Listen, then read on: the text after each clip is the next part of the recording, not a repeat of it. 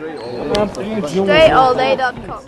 You are now tuned in to the show where you learn the discipline to show up day after day to do the work, the confidence to put yourself out there boldly and authentically, and the mental toughness to continue showing up, doing the work, putting yourself out there, even when the success you've expected to achieve has yet to be achieved. And on top of all this, you get a huge dose of personal initiative, which is the go-getter energy that moves any one of us, including yourself, to go and make things happen instead of wait for things to happen. And then we put all this together into one bundle, one package, one mindset, one method, one philosophy, one book, one show, one daily masterclass that is called Work on Your Game. My name is Dre Baldwin, also known as Dre All Day, and welcome to the show. And today's topic is a question that we're going to answer.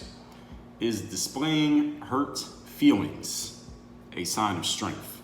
Are you actually showing strength by telling everybody how your feelings got hurt and how by somebody and by how expressing that someone did something or said something or is representing something that has hurt you emotionally? Is that a sign of strength? Is that something to be applauded? We're going to answer this question here today.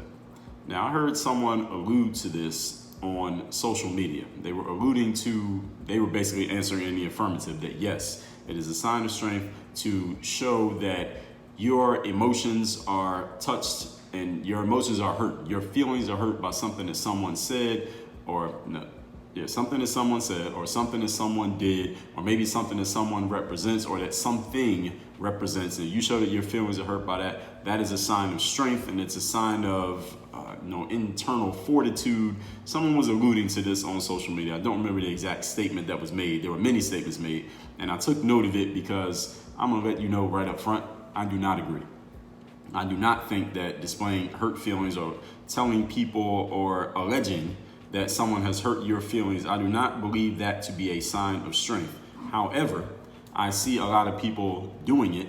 They're putting out that somebody did something or said something or alleging that someone is representing something that is bothering them and making them feel bad emotionally, and people are applauding this these days. And when we get into these points, you'll understand a lot more of this, and you've seen it. Maybe you're the one doing it. I'm gonna tell you right now, I do not agree if you're out there doing this. It doesn't mean you should stop listening to me. It doesn't mean I'm mad at you. But we're going to lay this out here today. I'm going to lay out my argument for it, and you can decide whether or not you agree. And you can send me a text, actually, at 305-384-6894, and let me know what you think of what I'm going to say here today. Let me know the most valuable piece you got from it or the least valuable piece you got from it. You can text me my number again, 305-384-6894. Let me know the most valuable thing you got from this. You'll be in my text community, and you'll be getting some exclusive stuff sent to your phone that I do not send anywhere else, not to email, not to social media, not on this show, nowhere, only to my text line. So write that number down, put it in your phone, and make sure you get on my group. And being that we're still in introduction here, being that hurt feelings are nowadays being used to attack other people, they're being used to demonize people, we need to address this because I see this as a growing phenomenon. I'm not even necessarily going to call it a problem. I just see it as something that's happening, and I want to address and make sure I'm on the record as to how I feel about it and why I feel that way. So let's get right to it. Point number one. The topic, once again, the question we are answering is displaying hurt feelings a sign of strength? Are you showing strength by letting people know that your feelings were hurt by something that they allegedly said, did, or represent? Number one, in the current world, the world that we're in now today, feelings are being used as an offensive weapon, and I think they are being used more to serve the accuser than they're being used for anything else. In other words, if I was to come out and say, you hurt my feelings or have injured me some way emotionally by something that you said, did, or represent, or supported, or didn't do anything about, therefore you're wrong for that. And we got an episode coming up on that. Trust me, you're wrong. And I actually am being served by doing that. It's like by accusing you of the wrongdoing because my feelings are hurt, it's like I get all the benefit by doing the accusing. Like, you don't get any benefit from it. You don't get there's nothing that happens to you except negative stuff. Maybe you get attacked by a swarm of people who support me or who heard me or who decide that they want to agree with me, or they already didn't like you. They were just looking for any pretext to come at you. I've seen that happen to a lot of people, but I think it's being used nowadays as an offensive weapon just to serve the accuser, and there's no actual net positive for anyone in the world other than the accuser. They just get to, I guess, the satisfaction they get of making somebody else look bad by throwing these accusations out. And I think it's a slippery slope to say that your feelings are hurt because of something and someone else should get in, and intimating or hoping that someone gets in trouble because of it, because we can't factually prove nor disprove feelings. Feelings are that slippery thing that anybody can say that they feel a certain way about something, and who's going to argue with them? You can't say, well, you don't feel that because you can't prove it. Feelings can't be proven, and feelings also can't be disproven. So when someone throws one out there, I guess we have no choice but to accept it. So the question is not whether or not we have to accept that somebody says they feel some way. The question is, do we have to do anything about it? And these days, I'm seeing a lot being done about someone claiming that their feelings are hurt. And I think that's a slippery slope that could take us, all of us, in a direction that we don't really want to go, but we won't realize that until it's too far. I don't see it as a sign of strength in this sense, because people are using the guise of being emotionally distressed as a reason to inflict tangible penalties on others. So when someone feels like you have intangibly bothered me, i.e. you hurt my feelings by saying something, doing something, not saying something, not doing something, they are inflicting tangible penalties on other people. Therefore, you should be fired. Therefore, we should tear down your statue. Therefore, you should be removed from your office. Therefore, you should be canceled. Therefore, you should get attacked by all my followers on social media. So people are saying, because of this intangible injury you have done to me, allegedly, you should get a penalty for doing it. You hurt my feelings, so you should be fired, or you should pay me for this lawsuit, or you're a bad person who should be socially shunned. All right, this is not a sign of strength, folks. All right, this is a sign of bitch assness.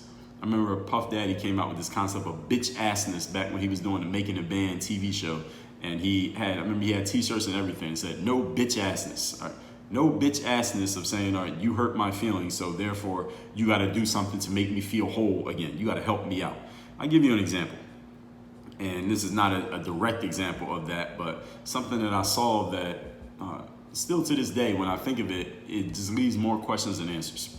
In the 2000, I believe this was 2019, I think it was the 2019 NBA Finals. The Toronto Raptors were playing against the Golden State Warriors. I think that was 2019. And Kevin Durant, superstar player for the Golden State Warriors, had missed several games in the playoffs that year because he had a lower leg injury. And he was playing in his first game in the NBA Finals on this particular night. The game was in Toronto. I don't know which number game of the series it was, but it was the first game Kevin Durant participated in. The series had already been going, but it was the first game he played in. And Kevin Durant did a couple moves, and he did a move, or he took a shot. I don't remember exactly what happened, but he planted his left leg, to make a move, and he got injured. Apparently he was injured because he lost control of the ball. The Raptors defense gets the ball and they start going the other direction. Kevin Durant's on the floor holding his leg. He's like writhing in pain. And the Raptors go down the other end and they score. And then the Warriors, call timeout, obviously, because their player is injured. And the crowd is cheering as the players on both teams kind of gather around Kevin Durant to see, hey, what happened to this guy? He's on the floor holding his leg. And at the time that the cameras are zooming in on Kevin Durant while he's on the floor apparently hurt, the crowd is still cheering. And the announcers on TV and a bunch of analysts who talked about it and people on social media at the same time, when this is happening, because this is all happening in real time, they're all like, oh man, these fans are terrible in Toronto because they're cheering for Kevin Durant being injured. And I remember watching it when it was happening, and I'm hearing the announcers saying that, and I'm like, wait a minute, the fans they're not cheering because Kevin Durant's injured. They're cheering because the home team just scored a basket. They didn't even notice that Kevin Durant was injured.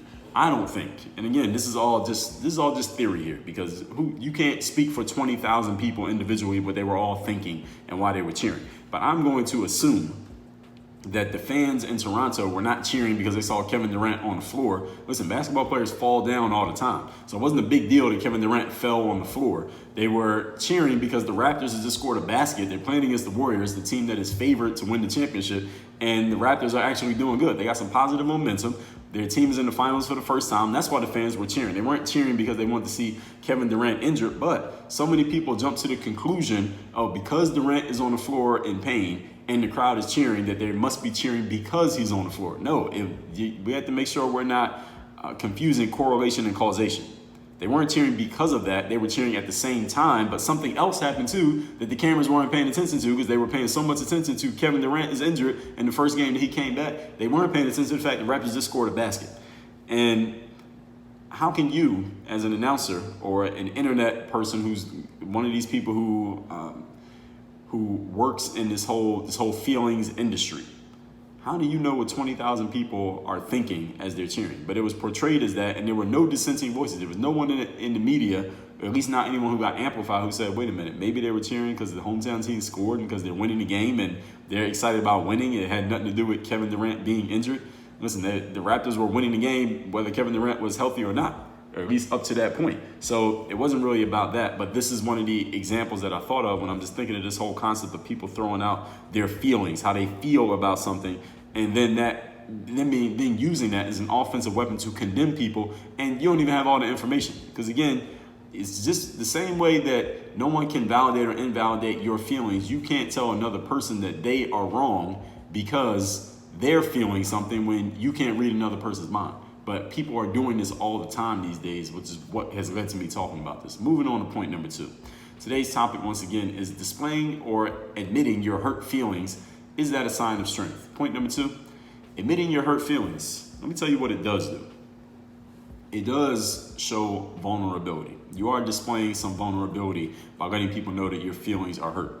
However, I question how genuine some people really are when they say that their feelings are hurt versus how much they're using those alleged hurt feelings as an opportunity to win themselves a medal in the emotion Olympics. Because that's what we're in these days. Nowadays, we got the emotion Olympics. Somebody says, well, my feelings are hurt because of this. And this person says, no, my feelings are hurt because of this. My feelings are hurt because it's like a competition. People are just competing to see who can be more hurt, who can come up with more grievances to air, who has more gripes that they can put out to the world, and who can get the most traction for their gripe, who can get the New York Times to write about it, or get the government to talk about it, or get some policy change, or get some grant or some scholarship money thrown at them because of these gripes that they have, whether it's something current or something that is from the past. But it's like the Olympics of emotions these days. Who can show that they're the most hurt, the butt hurt over a situation, and then it's like a competition between everybody. I'm seeing this all the time, and again, this is another factor that has led to this topic here today. Having your feelings hurt is an industry in itself. All right, there are people who, I don't know if there's anyone who does that as a full-time job, but I think there are people who this is pretty much what they do full-time. Let me go find something to be mad about. Let me go find something to be angry about. Let me go find something to tell my audience to be mad and angry about. Let me go find something that makes my audience feel like they are being oppressed and attacked and thought lesser of, and being just emotionally assaulted, so that they can say, you're being emotionally violent towards me. These are kind of phrases people are throwing out there nowadays. Nowadays, people say silence is violence. So if you don't speak up and agree with me, what I'm saying, you are actually being violent towards me. And this is the first step towards, okay, since you're being violent towards me, based on the way that I worded that, now it makes it okay for me to be violent towards you. So you are actually condoning tangible violence because you have used this word gymnastics, this verbal gymnastics to say, because you did this emotional, intangible thing to me, I'm allowed to do this tangible thing to you because we're not on the same page. I'm seeing this happen a lot. I know I'm not the first one to point this out. Actually, I may be the first one to point it out. I'm not the first one to notice it. Let me say that. I'm the first to point it out, but I'm not the first one to notice it. I saw a U.S. women's national soccer team player named Megan Rapinoe. She was just recently at the White House, and they have this event, and I wasn't even sure this event was real, but turns out it was real. The event was called Equal Pay Day. That was what it was called, Equal Pay Day. So this is a whole movement now for people to get equal pay. And who they're talking about, I mean, is everybody supposed to get the exact same amount of money? That sounds like universal basic income, maybe like Andrew Yang was talking about. But she's at the White House. She made this movement made it all the way to the White House. Equal Pay Day. I don't know exactly who she's talking about. Actually, I did know who she was talking about when I saw her speech. What she was arguing for was that specifically the women's national soccer team in the United States should get paid the same amount as the men's national soccer team of the United States. And I posed the question on social media when I saw a little clip of her speech. I said, all right, does she have because I listened to a little bit of what she was saying, and she was like, well, the women's team, we've done this, we won this tournament, we won that tournament, we've done this, we've done that, we have these achievements, this achievement, and we don't make the same amount of money as the men. And then she went on to say, we're being dismissed, we're being disrespected, we're being looked down upon, we're not getting the same as the men do. And she's just listing all these emotional grievances because of this truth that the men's soccer players make more than women's soccer players, which is factually true. Factually true that they make more money. I'm not saying her grievances are factually true. And her argument is they should get an equal amount of money. My question was, okay, I understand what she's saying. I get that you got to throw some emotion in there to kind of pull on people's strings, and then you get people to buy with emotion, then you justify it with logic. So I'm asking, okay, where's the justification part?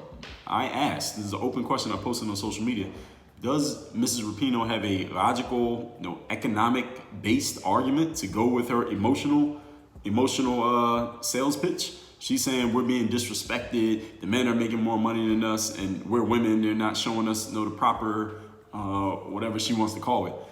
And I'm like, okay, well, where's the economics behind it? Where's the logic behind it? Can you show us some numbers that make it make sense that you should make the same amount as the men's team? Because frankly, if men's soccer produces more money than women's soccer, well, doesn't it make sense that men's players make more money than women's players? I mean, you don't see a WNBA player protesting that they should make the same amount of money as the NBA players. The money's not there, right? Your business, your industry is not bringing in as much money as their industry. So of course they're going to make more money. Doesn't it just make logical sense? And this is the thing that's funny to me about it, that was very interesting to me about it, is that she got this argument to take her, she took this shit all the way to the White House. Like, how did you get all the way to the White House with no economics, no logic, no numbers, no stats or anything behind what you're saying? I asked if there was any, and I got responses from people who said, well, no, she doesn't have any. And I'm like, how did this get all the way to the White House? I get it if she was just on her YouTube or on her podcast saying this stuff, and there are people who just want to agree with her because they're her fans, and that's all good. But how did it get all the way to the White House? That means a whole bunch of people had to have okayed this, and they pretty much knew what she was going to say. You don't just get on a stage in front of a podium at the White House and just say whatever you want. Like, they probably know pretty much exactly what you're going to say before you get on there in front of those cameras. And she got up there and said that, and I'm like, wait a minute, who approved this? Who got this get all the way to this point? That they should just get equal money just because? I mean, that's it. If I'm missing anything, so let me be clear, maybe I have a blind spot. If there's anyone who knows anything about this whole concept, and I've seen this since at the World Cup, the last World Cup, the women's team won the championship, the medal, whatever you call it, when you win the World Cup. And there were fans in the stands chanting equal pay for the women's players, that they should get the same amount as the men. And I went and read articles about this because it was a big deal around the time of the last World Cup, because the men's team, relative to other men's teams in the world, are not as successful as the women's team in the United States. So they were like, well, look, the men's team is not even as good as the women's team, at least relative to their competitions. Why are the men making more money? Well, because men's soccer just generates more money. And I've read these articles and I'm like, okay, well, the facts say, the logic says men's players should make more because there's more money to go around, and women's players, look, it's just less money to go around. It's just the deal. That's just what it is. And people are still pushing this equal pay thing. And I'm like, okay, well, why? And their arguments were all just emotional. Their arguments were all just, they're just throwing these emotions out there, these feelings out there, but there's no numbers behind it to make it make any sense. And there's no logic, there's no economics behind it. And I'm like, wait a minute, for this to get all the way to the White House, there has to be some logic behind it, right? There's no way she made it all the way to the White House on, hey, just because. But apparently she did.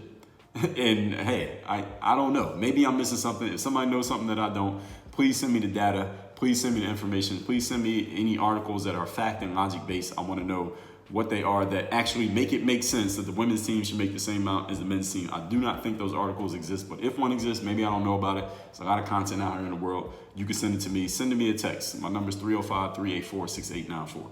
But this is part of a bigger point here. We're still on point number 2. Hurt feelings, or the alleged hurt feelings. She was alleging that her feelings were hurt, that she's being dismissed and disrespected because she's not making the same amount as some men's soccer player. Do I agree with that? It's not a question if I agree. Do I believe her? Do I believe that Mrs. Rapinoe feels like she is being disrespected by not getting paid the same amount as the men? I do not.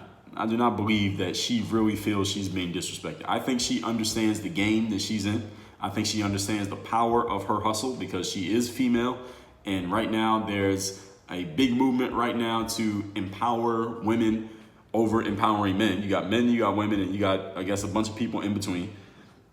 But if she's looking at a bunch of men and then she's looking at herself as a woman, she's like, all right, I got an advantage. I could just say, hey, I'm a woman. So nobody can kind of go against that. And I could use that as leverage. I think she understands that hustle. She also is a member of the LGBTQ community. She understands that hustle and she's combining the two. All right. I'm taking this LGBTQ plus female and I'm going to use this against the men. And I'm going to try to leverage this. And shit, it's working. She's at least to get her attention. I mean, she's been on the cover of magazines. She's gotten all kinds of trophies. And a good amount of it is because she's actually good at soccer. So I'm not knocking you, Megan Rapinoe. You can actually fucking play soccer. But listen, the bunch of players on the soccer team, you're the one who's getting all the attention. You know the hustle. All right. She understands the hustle that she is leveraging right here. So do I think she feels like she's actually being disrespected? I say no. I do not think that she really believes she's being disrespected. I think she is saying that and using that language because this industry of hurt feelings is working right now. She is just using the hustle. She is playing the game as it needs to be played based on how she sees the game in the moment. This works for people. Okay, there does not need to be any logical basis for what you're saying. You don't have to have any facts or data behind what you're saying. As long as you are compelling enough in conveying the emotion and the emotional injury that you are taking that's been inflicted upon you, people will buy into this. There's an audience of people who are looking to buy into stuff like this. And then you combine it with being LGBTQ, combine it with being female, it's just the perfect storm. Now, if she was a person of color, it'd be even better. So 2 out of 3 ain't bad. And this works for people, all right? And I want to tell you something that Anna told me. It was a really good point. When we get to this whole concept of throwing out, you hurt me, you hurt my feelings because of something that you did, said, represent, or didn't say, do, or represent. Anna said, when you ask the world to give you compassion because of your emotional injury and your hurt feelings, you must turn around and give the world back the same thing that you're asking for. In other words, if you're asking the audience to give you compassion because your feelings are hurt, you need to have the same compassion for the people who actually hurt you in the first place. But this is not happening. And this is why I say this whole thing is a hustle. Because a person who says that their emotions are hurt will say, this person, person X, hurt my feelings by doing this thing or posting this on Twitter. But the person who is throwing the accusation out, they want empathy, they want compassion, they want people to help them out and make them feel better about this injury that was done to them. But how much compassion is the accuser showing to the person who made the mistake? 0. They are using the emotional accusation in order to attack this other person, to get this person fired, to get them canceled, to get them censored, to get them whatever injury they want to inflict upon this person. But they're offering 0 compassion back while they're asking the whole world to give them compassion. All right, this is an imbalance. This is an energy imbalance. And it's happening often. It's happening so much that here's the problem, everybody. The universe must stay in balance. Therefore, it's right now it's being loaded up all on one side right now, and it will correct itself. There will be a market correction, and that market correction is going to hurt. It's going to hurt some people who are playing the game the wrong way right now. The law of karma finds its way to anywhere that you happen to be at. You can't run from karma. I don't see too much of the balancing out. People are asking for compassion but offering none at all. I see a lot of attacking, using feelings as the sword to cut or the gun to shoot at the wrongdoer, and that makes me start questioning the quote-unquote victims. They're a victim of somebody doing something bad to them emotionally, but what are you doing to the person who did it to you? As Martin Luther King said, an eye for an eye leaves everyone blind. Moving on to point number 3. Today's topic, once again, is displaying hurt feelings or alleging that your feelings were hurt, is that a sign of strength? The way it's being used today, the answer is absolutely not. Number 3, here's the problem with citing your hurt feelings as an issue that needs to be addressed. When you tell the world someone hurt my feelings or injured me emotionally and you want them to respond and do something about it, the issue is this. Anyone can say or do anything that they want. All right? In the United States, at least, we have the right to free speech. At least I think we still do. Are we supposed to stop the show every time somebody's feelings get hurt to tend to their emotions? Do we stop everything that we're doing every time someone feels like they've been emotionally injured and we can't do anything else until this person feels whole again, or until we put a penalty on the person who did wrong to them? Because at some point, everyone's going to do it to everybody else. And now everybody's getting messed up because we're all doing it to each other. Is that where we see this going? I heard someone say this recently. They said, it's not going to stop. This whole canceling culture is not going to stop until everyone could possibly be canceled, and everyone's just canceling everybody else to the point that it doesn't make any sense anymore. Then everybody will stop doing it. But as long as there's an advantage to be gained from doing it, people are going to keep doing it. And that's where I see this being misused. People are taking advantage of the fact that they can get an advantage by getting somebody else canceled. It may work now for some people, but it's not going to keep working forever. It just doesn't add up. The pendulum will swing another way at some point, the other way at some point. And even though I know we're in a new generation of feelings being more important, much more important than they were when I was, let's say, a teenager, people weren't stopping the show for feelings back then, but they're doing it now. Understand that the big boy pants, all right, they still need to be worn. All right, I know times have changed, but principles don't change. People have changed, principles don't change. So even though you may be able to get away with expressing, hey, my feelings are hurt, everybody, let's stop what we're doing and everyone pay attention to me for a minute. At some point, you still got to put the big boy pants on, because the world is not going to keep stopping everything they do every time you cry wolf. You feel what I'm saying? Recapping today's class. Oh yeah, let's not throw all the principles away. That's the last thing. Recapping today's class. Is displaying your hurt feelings or admitting that your emotions have been injured, is that a sign of strength? I heard somebody allude to this and saw many people agreeing with them, but I do not agree with that. And being that feelings are being used so much to attack and demonize, we need to address this. Number one, in the world we're in today, feelings are being used as an offensive weapon and often serves the accuser much more than they do anything else. And it's a slippery slope because you can't factually prove nor disprove feelings, and they're being used to inflict tangible penalties on other people for an intangible injury, alleged intangible injury. This is not a sign of strength. I think it's a sign of bitch-assness. Point number two, admitting hurt feelings does display vulnerability if you are being serious about it and honest about it. But I question how genuine some people are about really being hurt versus how much they're using it as an opportunity to win a medal in the Emotion Olympics, to get themselves a book deal, to get themselves a podcast contract with Spotify, to get themselves as more attention or a magazine cover. For example, I see this woman from the women's soccer team made it all the way to the White House on a day that they called Equal Pay Day. Everybody's supposed to get equal amount of money just because they're different colors, just because they're different genders. People are supposed to get equal pay when we're not even considering the economics of it at all. Just on an emotional argument. And I asked publicly, is there any logical or evidence-based information on why this woman is making this argument? Nobody had any, because it doesn't exist. There isn't any. Just because she made it all the way to the White House, which tells me that there are people in high places who are actually taking this as a serious thing, which is I think a dangerous and very slippery slope that we're riding on right now. And I'll tell you a point to animate that people are, when you complain that your feelings have been hurt and you're asking for compassion in exchange, you need to be offering the same amount of compassion to the person who made the mistake of hurting your feelings in the first place.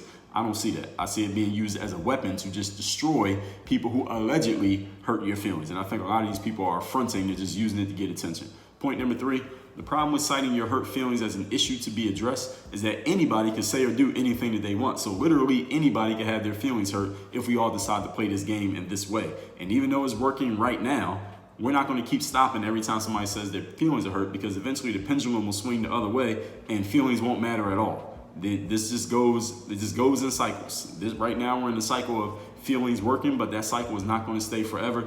Eventually every one of us is going to have to put on our big boy pants and stop whining and bitching and just do what we need to do. Even though times change and people change, many principles do not. So let's not throw all the principles away even though times have changed, because you're going to need those principles at one point or another. Don't forget them, even though you may be doing a little bit of a hustle to play the game right now. Send me a text and let me know the most valuable, insightful thing you got from today's episode. My number is 305-384-6894. Again, 305-384-6894. Work on your game.